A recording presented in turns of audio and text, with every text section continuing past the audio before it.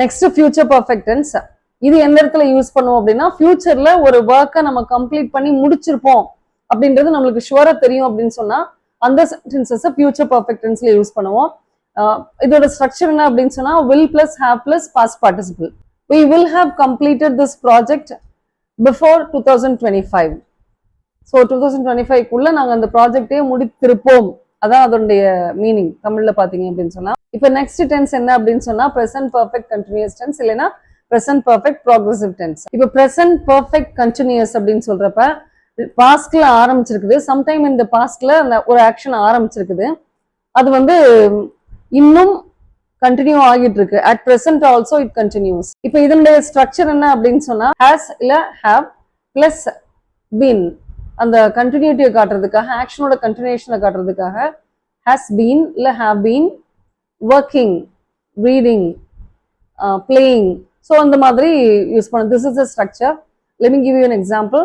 She has been working in the same office for 10 years. It's been raining since yesterday. So இந்த மாதிரி sentencesல நம்ம வந்து present perfect continuous use பண்ணுவோம்.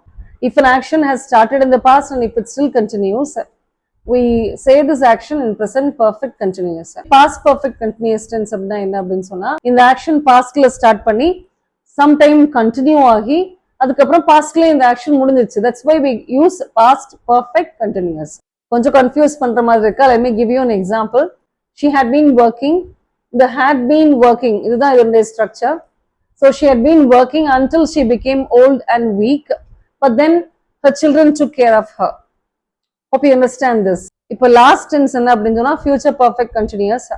இந்த future perfect continuous structure என்ன அப்படின்னு சொன்னா will have been plus verb plus ing.